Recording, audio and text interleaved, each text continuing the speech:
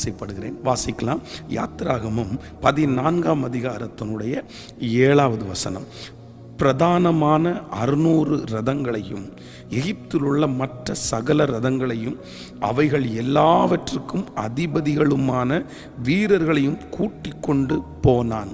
அடுத்து இன்னொரு வசனத்தை கூட வாசிக்கலாம். பார்வோனின் ரதங்களையும் அவன் சேனைகளையும் சமுத்திரத்திலே தள்ளிவிட்டார். அவனுடைய பிரதான அதிபதிகள் சிவந்த சமுத்திரத்தில் அமிழ்ந்து போனார்கள்.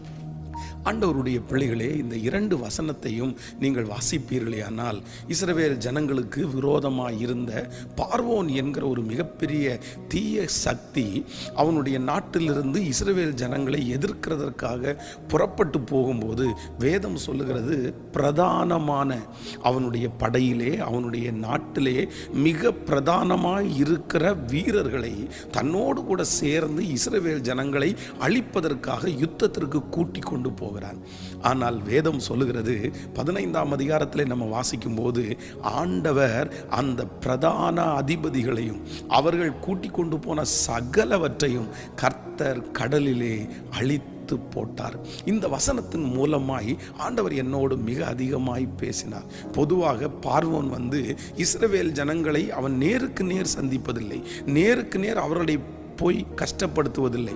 அவன் முக்கியமான சிலரை நியமித்து, அதுவும் அவனுக்காக உதவி செய்கிற, அவனுக்காக ஊழியம் செய்கிற சிலரை நியமித்து, அதற்கு பிறகு அவர்களை கொண்டுதான் இஸ்ரவேல் ஜனங்களை மிகவும் மனமடிவாக்கி கொண்டிருந்தான்.